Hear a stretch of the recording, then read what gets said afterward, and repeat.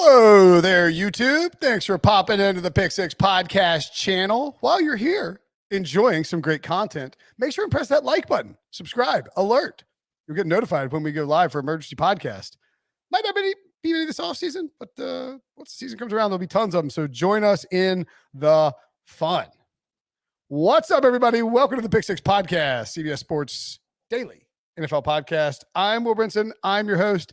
It is Thursday, May the 12th, if you're listening to the podcast in audio form.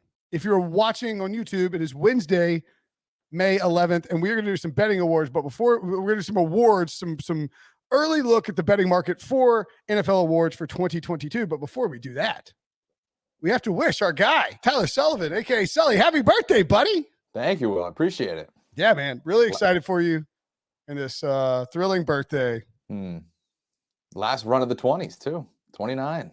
Oh, I hate you. Yeah, forget. I'm not excited for you anymore. And you know what? I hope you just have a great rest of the week, Sully. Thank you. I appreciate it, Will. Yeah, you're welcome. Well, let's dive right into the award market, shall we? Let's do it. We start with the MVP award.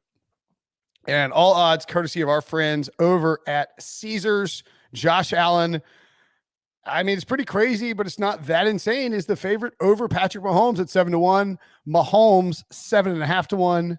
Tom Brady, your third favorite at 9-1. The reigning two-time MVP, Aaron Rodgers, a disrespectful 10-1.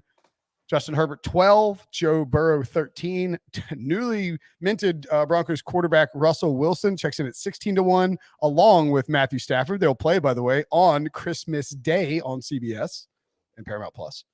And then we get into the 20s with Dak Prescott, Kyler Murray, and Lamar Jackson. So, Sully, I think when we say top pick, what we're saying is, I think we're saying who is your favorite out of, or who, like our editors call you up and say, Sully, we need your pick for MVP for the season.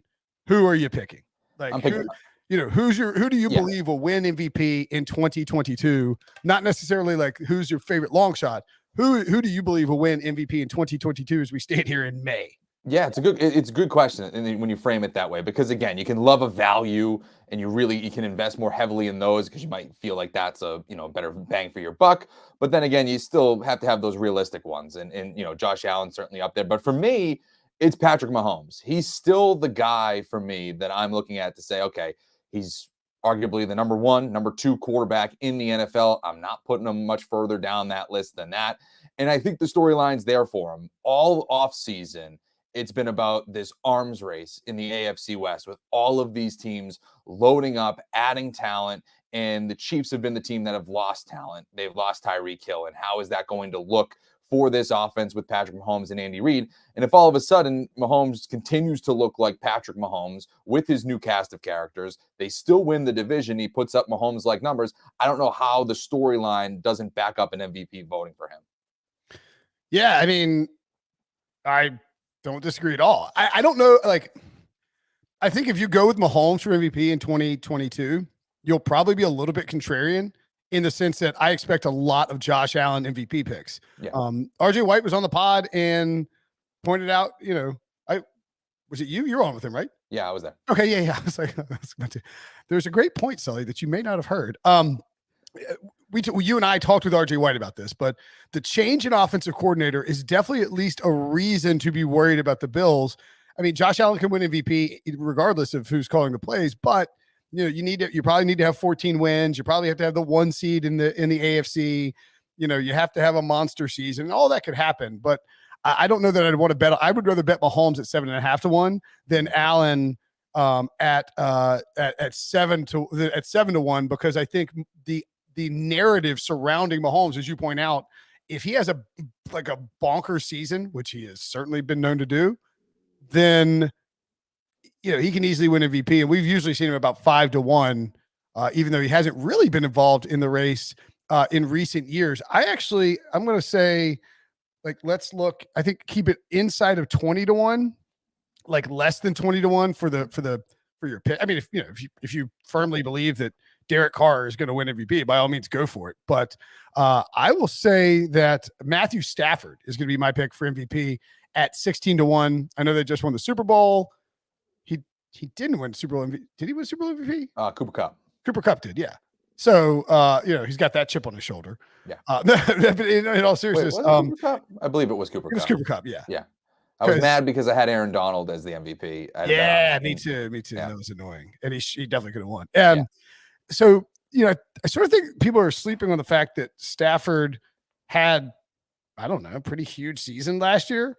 He threw for 4,886 yards, 41 passing touchdowns. And yes, he led the league with 17 interceptions, but he also completed 67.2% of his passes.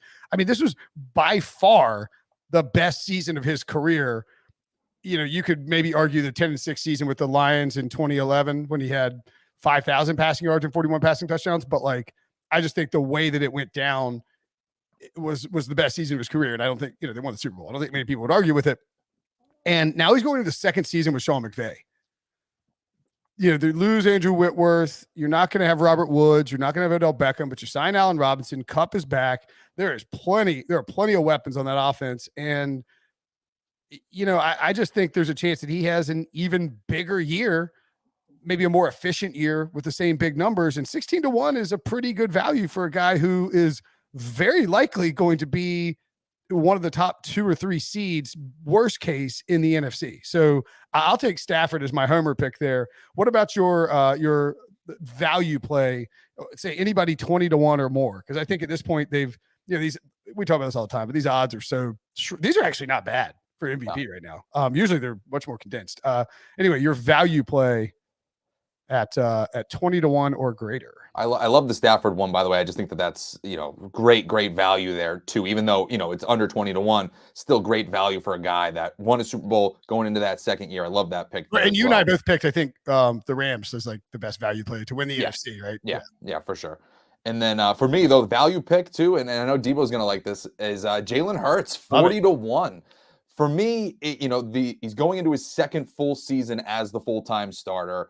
They just loaded up offensively by acquiring A.J. Brown. It's his second year in the system under Nick Sirianni. It feels, and plus they have a very easy schedule. It feels like that is a great narrative that we're pushing here, because if they all of a sudden contend in the NFCs, win that division, remember, they have a very easy schedule in terms of, the win-loss records. When you look at the strength of schedule that way, Sharp Football kind of broke that down. The Philadelphia Eagles have a very easy schedule this coming season. If he puts up monster numbers, and you also account for his rushing statistics, to me, he's going to have a compelling case if he lives up to his potential there in Philadelphia. Yeah, I love Hurts at 40-1 there. I just want to point, and just on Hurts, the one thing that, and I harped on this a lot last year, and I guess I'm hypocritical for harping on it and now being like, I'm an Eagles fan. But I mean, a lot of games Hurts would end up with 30 fantasy points. You're like, he played like crap. What just happened there? But if they win a bunch of games and he's efficient and he's rushing and he improves his passing metrics, 40-1 is not crazy at all, especially if the Eagles are really good on the defensive line and really good on the offensive line. I mean, they got players, a couple of guys take a leap forward in that offense, and not crazy at all. I mean, you're not talking only about A.J. Brown, but you have Devontae Smith going into year 2. You have Miles Sanders hopefully being healthy this season. There are pieces in Dallas Goedert as a tight end receiving option there as well. There are plenty of options for him in the passing game. It's just been about more consistency. I mean, this is, again, it's a 40-1 MVP type of shot here. It's not like it's a layup, but by any means. But this is a very interesting year for him. It is, can you be that franchise guy? Can you be the guy that they can continue to build around over the next few years here? You're, with this pick, clearly reaching for the ceiling in that regard, but we've seen it before where rushing quarterbacks can find success. I mean, Lamar Jackson, he had an insane passing season during that MVP season. What was that, 2020 or 2019 or whatever it was? But could Jalen Hurts have something along those lines? It wouldn't totally surprise me. I don't think it would totally come out of left field at all. Yeah, and I think a lot of times people get too caught up in because of the last few years with Mahomes and the Lamar Jackson. It's like, oh, it's got to be a second-year quarterback who has this big season. Well, third-year quarterback can do it too. It doesn't, Kyler Murray is at least a name I think to watch. He wouldn't be my value pick, but the fact that I'm very surprised that Kyler Murray, Dak Prescott, and Lamar Jackson are north of 20-1. And I think Lamar Jackson is my pick for the value play. I know, I'm sort of, I guess I'm a little cheating here because I'm taking the 20-1 Yeah, but I went Stafford, so Yeah, I think no, it that's evens still, itself out. yeah. No, I I mean, totally agree Lamar's with you. won the MVP before. The Ravens are going to get positive injury regression. He's playing for a contract. I think he should be really more like 15-1 or 12-1 in that same range as Justin Herbert and Joe Burrow and Russell Wilson. Like I think it's a little disrespectful. So I would say that Lamar is a value play at 20-1. And then I want to point out that Cooper Kupp, don't bet that at 50-1. Derrick Henry, don't bet that at 50-1. Jonathan Taylor, don't bet that at 50-1. Trey Lance at 60-1. No, I don't think so. But Matt Ryan at 60-1. Oh, I can be talked into that. For sure. If they fix that left tackle spot and he has a really efficient, insane season where he's putting up numbers, they add maybe a Julio or another wide receiver. He posts big numbers. He's not going to throw for 5,000 yards, not in that offense, not with the way that they want to play. But I mean, if he's hitting a bunch of deep shots to Michael Pittman and the Colts win 12, 13, 14 games and people say, wow, his value over Carson Wentz is that big. Let's give this guy some love. So I think 60-1 is worth a little nibble there on Matt Ryan. And I just want to point out, for the sake of dunking on everyone's favorite clown show, everyone's favorite commando, Carson Wentz, that he is 125-1, which is the same odds as Baker Mayfield. Oh! Daniel Jones, 150-1. Jameis Winston, 150-1. I will only do quarterbacks. I refuse to discuss anybody else.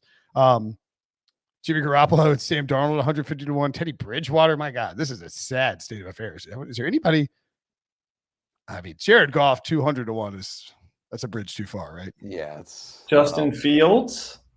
I looked at him, but man, there's just nothing there. There's nothing. It would literally take a Herculean MVP, something we've never seen performance from him to even be in that conversation. I guess that if they contend, then sure, but I don't know. Yeah, I've seen a couple people. I can't remember where it was. I want to say it was Sam Monson at PFF. It was definitely like a Twitter convo, but it's like, are we sure does the current Bears regime actually believe in Justin Fields? Because their actions this offseason would lead you to believe they have no interest in helping Justin Fields because they're not putting anything around him. So, yeah, I mean, like Debo, the number is so long of those, of the guys at the 125 or worse, Fields would be the guy I would bet on probably. But yeah, I mean, I guess Zach Wilson, maybe. We just can't. I mean, we're just throwing money away. I almost feel like I'd rather do Zach Wilson than I might really at do this Zach point. Wilson. When you're talking about the surrounding casts, like if Zach Wilson just took this huge leap and he has all these pieces around him, and the Jets win the division, if the Jets win the division, like he's gonna get some buzz for it. Yeah, for sure. Okay, what is our next award? He said, in charge of the podcast, Defensive Player of the Year award. Aaron Donald naturally checks in at 7-1, along with TJ Watt, Myles Garrett 7.5-1, Micah Parsons 10-1, Nick Bosa 14, and then Chase Young and Joey Bosa at 20-1. So, I mean, I guess feel free to make, if you want to make your pick, anybody. Who's your top pick?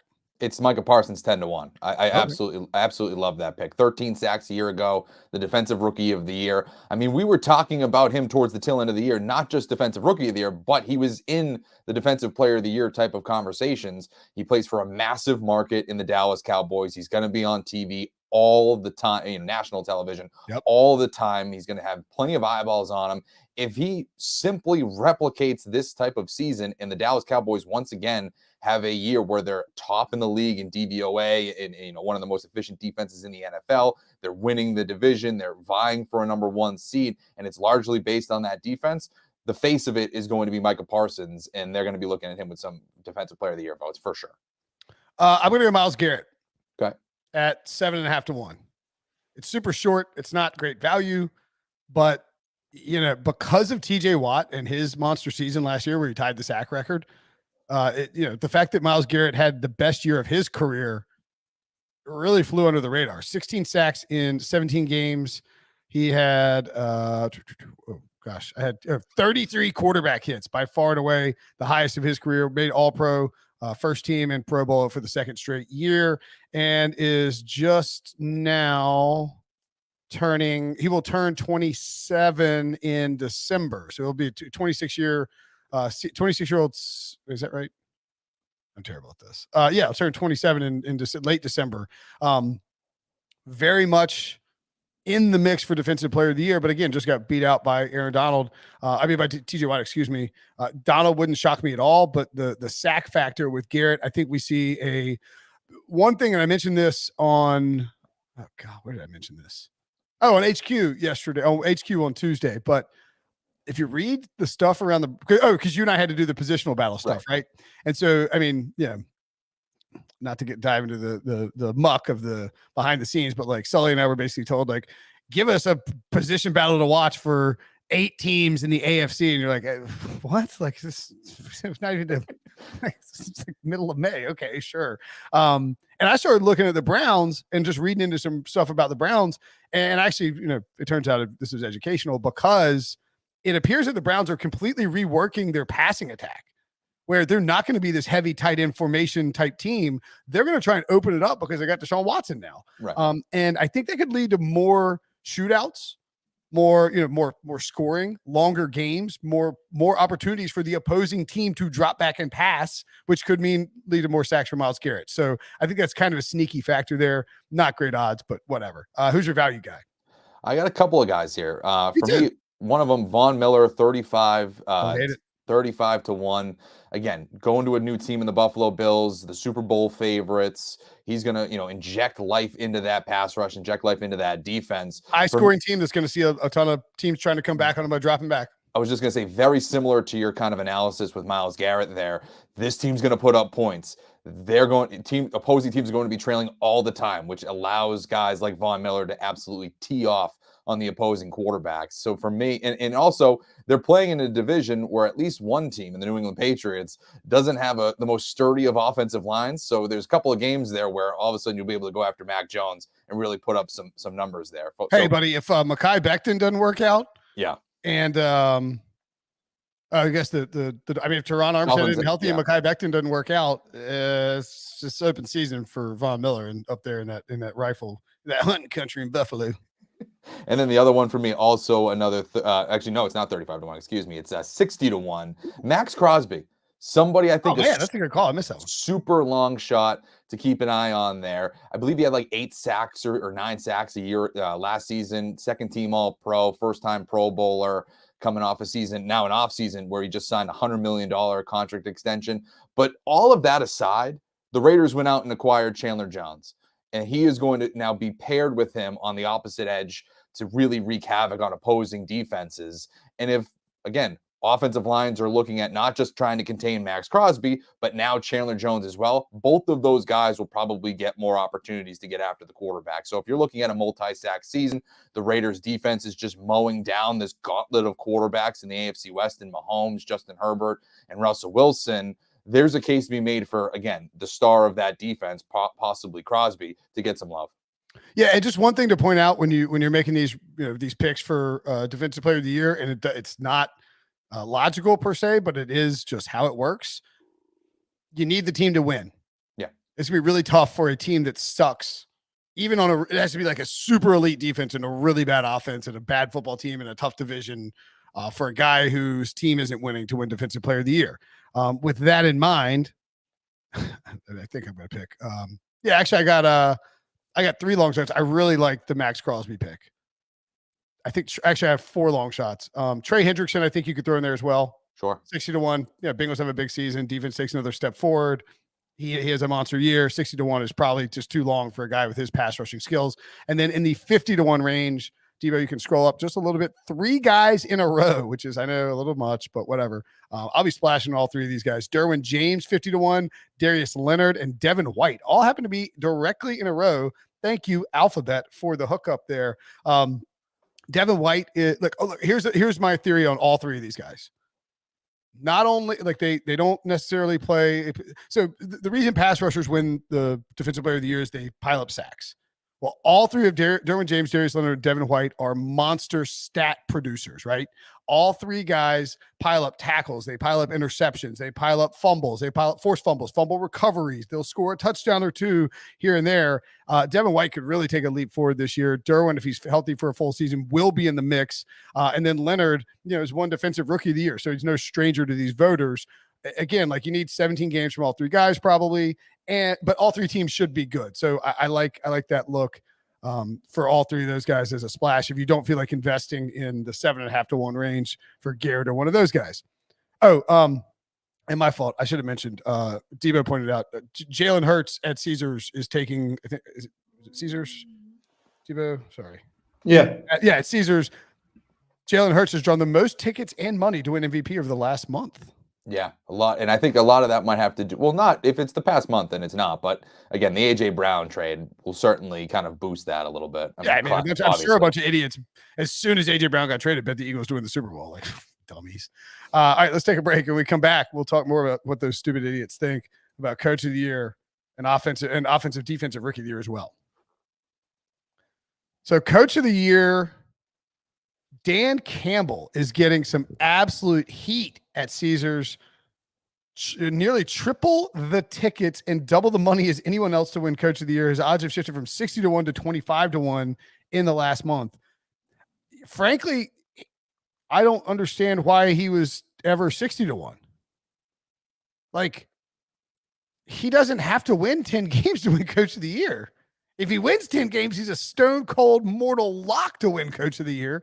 And the Lions have a fairly easy schedule relative to, you know, like their division is much. The Bears, I think the Bears are fundamentally worse than the Lions on paper. I think the Vikings will be better on offense, but I don't know about defense. Like the Lions try hard and we're in everything. Like there's no reason he ever should have been 60 to 1. The favorites here, Kyle Shanahan, 15 to 1, Andy Reid, Mike Vrabel, Kevin Stefanski, Nathaniel Hackett, Brandon Staley, Sean McDermott, all 15 to 1, Zach Taylor, 18 to 1, Frank Reich, 18 to 1. I don't think this is particularly a market that I like to dabble in because it's like you're basically picking out who is going to outperform expectations. Yeah. Like that's what it is. Who exceeds their win total the most is the biggest surprise or, you know, like Vrabel wins, gets the number 1 seed, and so therefore he's going to get it there. So I guess I don't think we need to give a value pick. Just who is your pick? Because it could really be anybody. Well, really quickly on the Dan Campbell stuff too, just to further point to that, you know, hammer that home.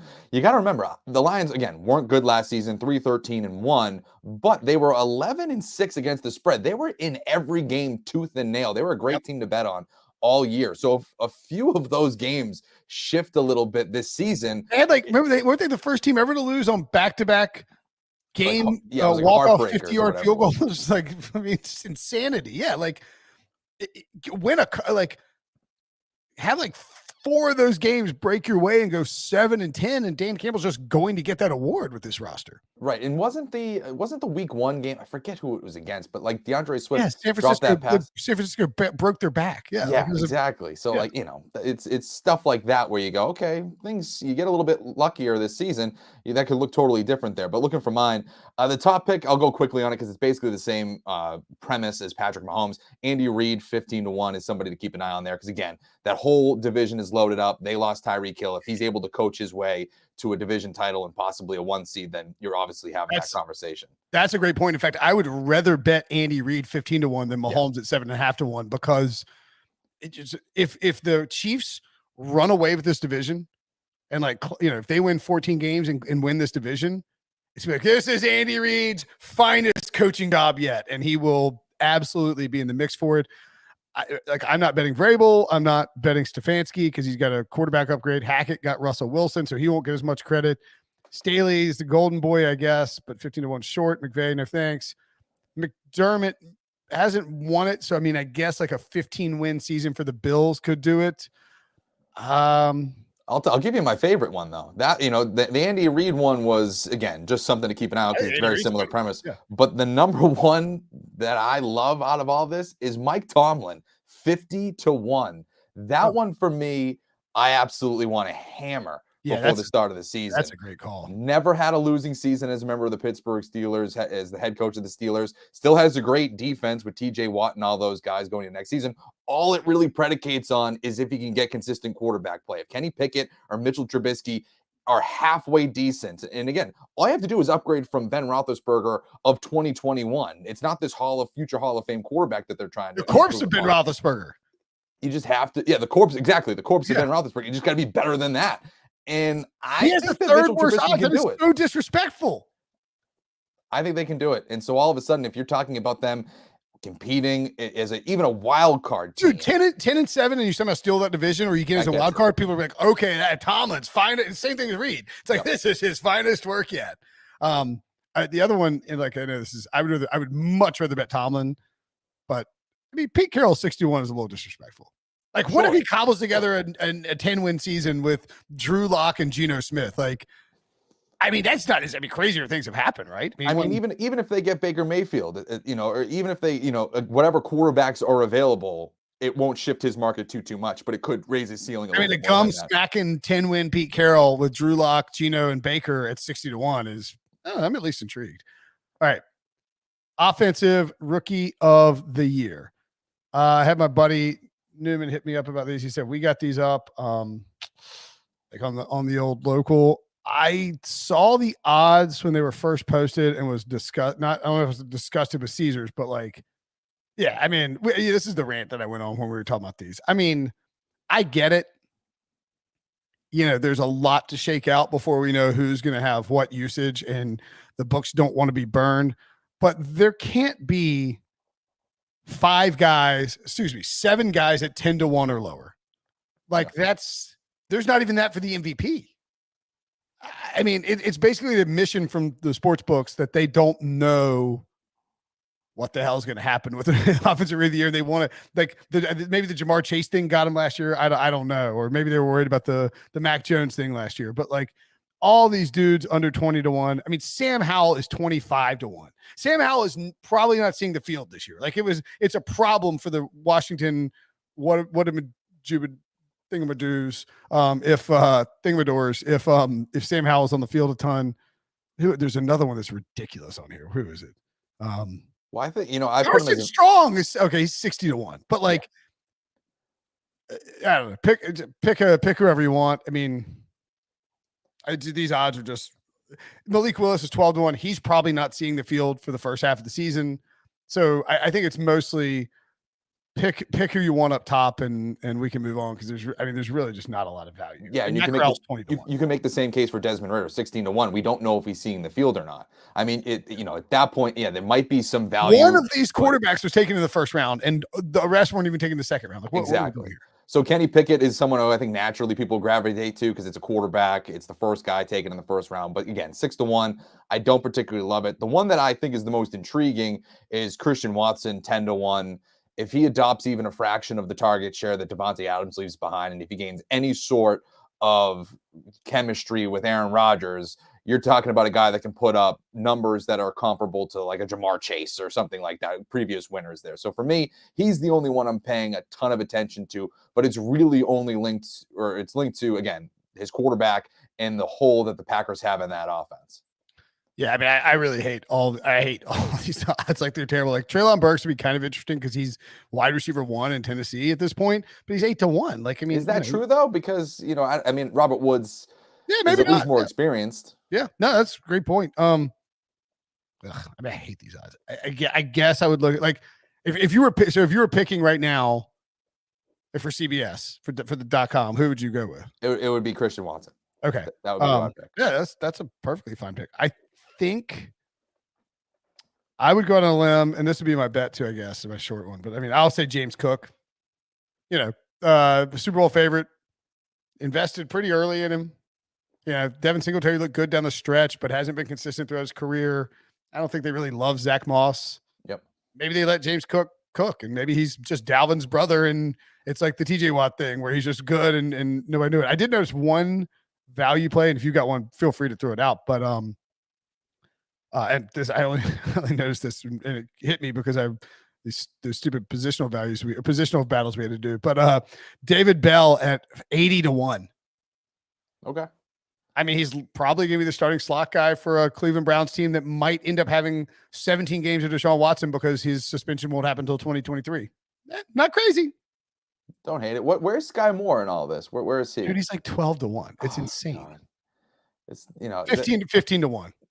Not terrible, I guess, considering the field, but he's someone I guess you'd pay attention to just because of a high-powered offense, and we don't know what the pecking order is going to look like there. For sure. And like, he should be like 25-1 though. Yeah. Like, worst case. All right, defensive rookie of the year. No offense, Caesars. I'll also probably bet Bam Knight. Was he 125 to 1? He's not going to win. Don't bet that. Defensive rookie of the year, Aiden Hutchinson, the favorite. Again, we have the same sort of problem, so we'll be a little bit quick here. 3.5 to 1 for Hutchinson. Tibbs is 4 to 1. Trayvon Walker 5 to 1. I mean, what are we doing? Devin Lloyd, Jermaine Johnson, Quay Walker 9 to 1. Stingley, Ahmad Garner 10 to 1. Kyle Hamilton 11 to 1. Do you see the problem here? All these people are like way too low. Jordan Davis 12 to 1. He's not going to win rookie of the year. Trent McDuffie 18 to 1. And then Kyrie Elam, George Karlaftis, Nakobe are 20 to 1. Nakobe Dean, Andrew Booth, Devontae Wyatt 25 to 1. Lewis Seen, Daxton Hill, and Roger McCreary and Drake Jackson 30 to 1.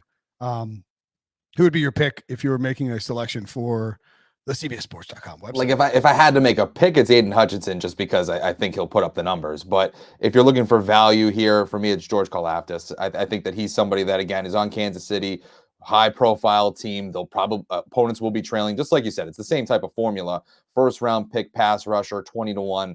And even if they're trailing, they're going to be dropping back, like in right. Yeah, so for me, that's who I'd be looking at. That's fine. If I'm making a pick for the site, I'm going to take either Thibodeau or Trayvon Walker, probably. Thibodeau doesn't get Trayvon Walker. I know the production wasn't there at Georgia, whatever, blah, blah, blah. But like they took him 1 overall. You better believe Trent Baalke is going to make sure that coaching staff convinces Shad Khan that it was a smart investment. Because if Aiden Hutchinson has a 15 sack season and Trayvon Walker is like getting stuffed by, like backup left tackles or backup right tackles, it's going to be a problem for Trent Baalke's job security. So I think they will scheme up Trayvon Walker to have a big year, and you have rushing across from Josh Allen, so you're not taking the role of the number 1 pass rusher. So he might be my pick, and he might even be like the least bet number 1 overall pick for rookie of the year in his respective category in a long time too. Yeah, as far as if there's a value play down the board, God, there's really not. Maybe Arnold Ebiketie, but he's playing for the Falcons and is like kind of their number 1 pass rusher. Ugh. I don't know if I love that either. I don't know if I want to. Yeah, I don't think I like much for anything. The only Falcon that I might even consider in terms of like rookie of the year or whatever would be Drake London, if he just takes a ton of volume because nobody else is there to catch passes. But I don't know if I want to touch anything on the defensive side there. Yeah, I think I don't think I like much here. All right, let's move on to the next award. Oh, the final award. Actually, you know what? Our friend of the podcast. Actually, he is a friend of the podcast, although he has not been on the podcast. At Vegas Refund. I don't know if I'm allowed to reveal his real name or not. But he spurned this podcast for the Deep Dive podcast with Andy and Drew, who are friends of the podcast. So screw you, VR. Just kidding. He's a great guy. He was actually asking about a particular candidate on this list. Oh my God. Well, we're just going to have to talk about it because he's the 3rd favorite for some reason to win comeback player of the year. Deshaun Watson at 6.5 to 1. Are you kidding me? Like what? Like, no, what the hell? I mean, okay. Comeback player of the year award. The favorite is Derrick Henry at 3.5 to 1. Jameis Winston.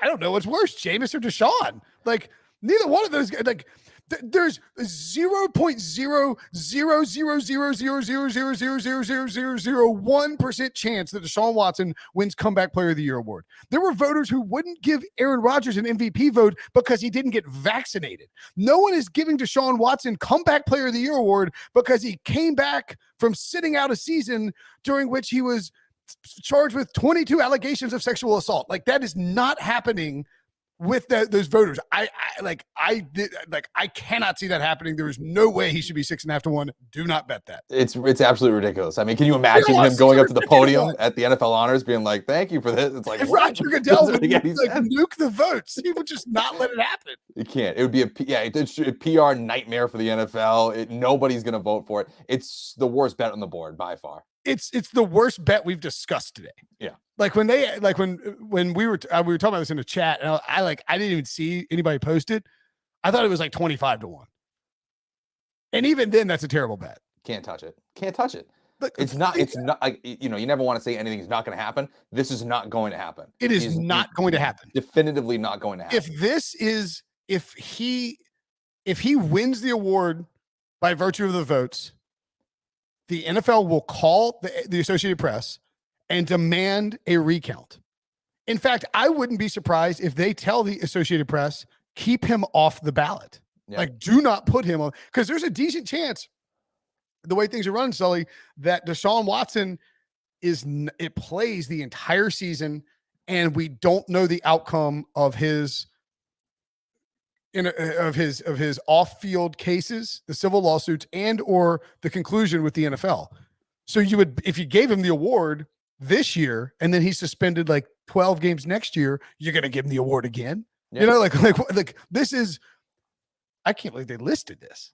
Like, but just in general too, even players, obviously he hasn't been suspended yet, but like even those type of players make no sense for this type of award. It's an injury award. It's an injury award. It's not a coming back from a suspension type of award just because you missed time. The only case that I can ever remember of a comeback happening from something that wasn't injury related in the past like 10 years is when they gave Phillip Rivers the comeback player of the year award. He came back from like being crappy one season. I will say the only parallel that I would draw is Mike Vick, which I feel like is a. Did he win it? Notable one. Yeah. 2010. That's interesting, I guess, but yeah, but like he came, I mean, okay. All right. That's a good point. Okay. All right. That is why you that's why you make the odds 6.5 to 1 out of fear of, like you can't make it 650 to 1 and then you get just like, because people would bet that. Right. And especially if like something comes out and it's like he's fully exonerated, it didn't have again, not unlikely. I still think it's like 0.0000. I'm with you. I don't think it's happening. All right. So I just want to, it's a really good point, Devo. You obviously stopped me and Sully in our tracks. I think the one difference I would say is this. Deshaun Watson sat out a season and got paid for it. And it was like active the whole year. So he's just coming back from like the Texans not wanting to play him. Michael Vick actually went to jail and served his time for what he did, which I know we all love dogs, right? Like I grew up with a bunch of dogs. I love dogs, but I think we can all say that if it comes out that what Deshaun Watson is accused of doing, he did, it is obviously much worse than what Michael Vick did, right? For sure. Okay.